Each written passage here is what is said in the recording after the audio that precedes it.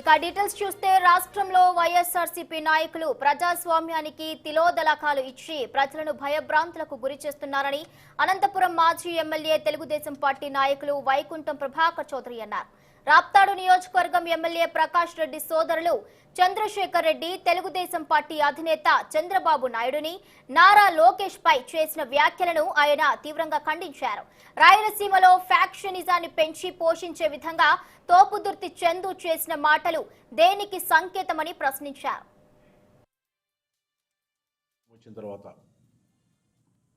అనేక రకాలుగా ప్రతిపక్ష పార్టీల మీద కేసులు పెట్టడం, అక్రమ కేసులు బనాయించడం, రాజకీయంగా ప్రతిపక్షాలని ఉక్కుపాదంతో తొక్కేయాలనేటువంటి ఒక కొత్త విధానానికి శ్రీకారం చుట్టి సకల విధాలుగా రాష్ట్రంలో పోలీస్ యంత్రాంగాన్ని గుప్పెట్లో పెట్టుకొని కొంతమంది అధికారుల్ని తమ ఇష్టం వచ్చిన రీతిలో పని చేయండి మా ఆదేశాల ప్రకారం అని చెప్పి ఒక హింసాత్మక మానసిక హింస చేసేటువంటి దౌర్భాగ్యం ఈ రాష్ట్రంలో ప్రభుత్వ పరంగా జరగడం అనేటువంటిది ఒక బాధాకరమైన విషయం.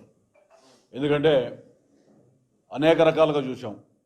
ఒక పత్రికా ముఖంగా విమర్శిస్తేనో లేదా మరో రకంగా ఏదైనా ధర్నాలు చేస్తేనో లేదా నిరసన తెలియజేస్తేనో అలాంటివి కూడా తీసుకొని రౌడీ షీటర్లుగా పెట్టడం అంటే దేనికి సంకేతం?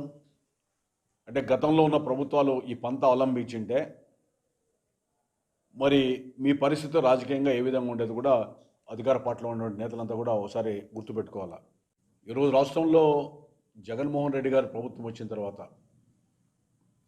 అనేక రకాలుగా